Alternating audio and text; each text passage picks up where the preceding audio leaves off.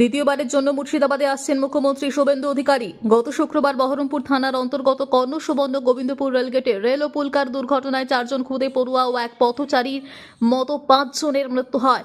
এই ঘটনার পরিপ্রেক্ষিতে প্রথমে মুর্শিদাবাদ মেডিকেল কলেজ হাসপাতালে ভিজিট করবেন তিনি। এরপরে কর্ণসুবর্ণ এলাকায় একটি সভা মঞ্চে মৃত পরিবারদের আর্থিক সাহায্য ও পরিবারের সাথে কথা বলবেন বলে জানাচ্ছে। ইতিমধ্যেই মুর্শিদাবাদ মেডিকেল কলেজের আশপাশের স্বচ্ছতায় নজর রাখা হচ্ছে। মুখ্যমন্ত্রী আসার খবরে আঁটোসাঁটো নিরাপত্তা ব্যবস্থা করা হচ্ছে জেলা প্রশাসনের পক্ষ থেকে। কখন তাই বললে